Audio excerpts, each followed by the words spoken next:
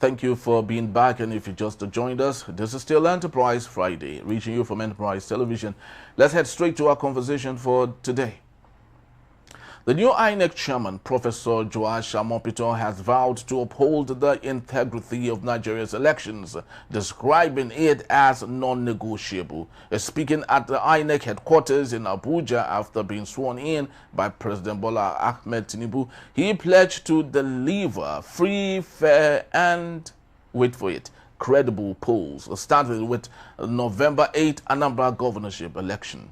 Very true. Amupitan called for unity and collaboration within the commission and with stakeholders, stressing that restoring voter confidence is key to tackling voter apathy. He promised to prioritize staff welfare and ensure INEC operates efficiently and transparently. We also have it that describing his appointment as a divine call, Amupitan said he is committed to building a new Nigeria anchored on democracy and accountability. Despite the challenges ahead, he expressed optimism that under his watch, elections will be so credible that losers will congratulate winners. We still have with us Jumoke Alaude. James, thank you so very much for hanging on. Beautiful. Now, I'd love you to have your say on the person of Amupitan. When Professor Mahmoud Yakubu was equally brought in to do what Amupitan is about to start doing, he promised lots of things. He made us feel that it was El Dorado. Nigeria was going to be more better in electioneering, and the United States might even come to copy what we do. Unfortunately, 2023, February 25th, was a charade. We didn't see all of that, and he is, of course, being marked as the most controversial INEC chairman as we speak today. Speak to me on the case of Amupitan. Do we see a repeat of the same pattern, or do you sense a little difference in the personality of the professor? So, 68-year-old Professor Amupitan is being offered a clean slate by most CSOs. I see everyone congratulating him and saying, look, the integrity of our elections are in your hands. Do well to dissipate voter apathy, do well to educate, Nigerians on the need to vote. And he's also made a lot of promises on the credibility of our elections going forward, starting from Anambra, November 8th, But there were quite a few things that hang on his head.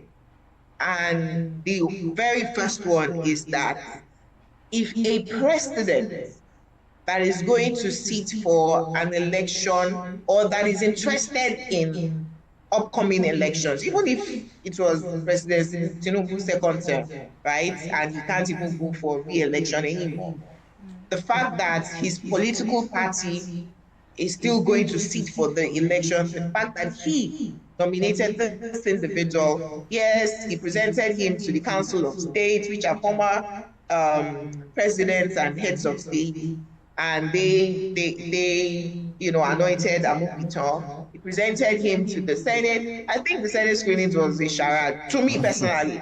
When the president of the Senate, Apathy, was asking, is the legality? I mean, that was playing to the gallery because Amupitan himself had been accused or alleged to have represented President Tinubu in the 2023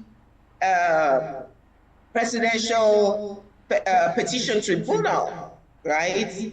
So the reverse psychology of asking, has he represented Peter Obi, the main opposition, during the Senate screening, I think that was a charade. They were wasting our time rather than really digging into his person.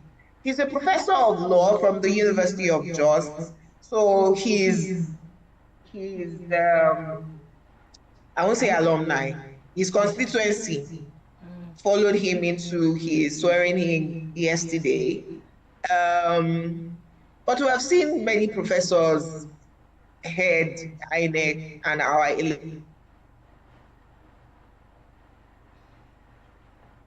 Okay, are you still there? Are you still there? Okay, I think we are having a bit of communication problem there. Yes, she was speaking to, the issue of Amupitan and his going through, filtering, distillation during the Senate, the questioning session, and what Ababio had going on that particular matter. And just like she did say, which is absolutely right, that at some point Amupitan represented the president. And the big question is, how do you now feel that somebody who has paid you in the past, or someone who has employed you for a job in the past, now places you in a position where you have the right to help him, allegedly? Do you think Amupitan would renegade on that, would say, I won't do that? It's a big question. Well, I would have loved to, ask Jumoke on the issue of Jega, that was brought in, of course, by Goodluck Ebele Jonathan, if I stand to be correct. But of course, he did not do the biddings of Goodluck Ebele Jonathan, right? He was very quick at giving the winnings to Muhammad Buhari. Yeah. So do we see a repeat of the same thing? It's Jumoke still there? Okay, just until we're able to, reconnect back to her. But what do you think? Do you feel it's possible to have an Amupitan that would be, he is a member of the Seventh-day Adventists. Those people are very, very so pious. Yes. Yes. No, not all of them. Still. No, most of them, 95% of them, very pious. So they stand for the truth and. Yes, yeah. I've met some of them, and I can say they can be like that. But to your question, I feel Amupitan is going to do the same, because tell me why. It's glaring. It was actually, it helped him. So it's more of like what I did to you, I should even return that. It should be a return favor. You understand? So I feel Amupitan is going to do the same. And one thing we should know is this thing is political. It is politics.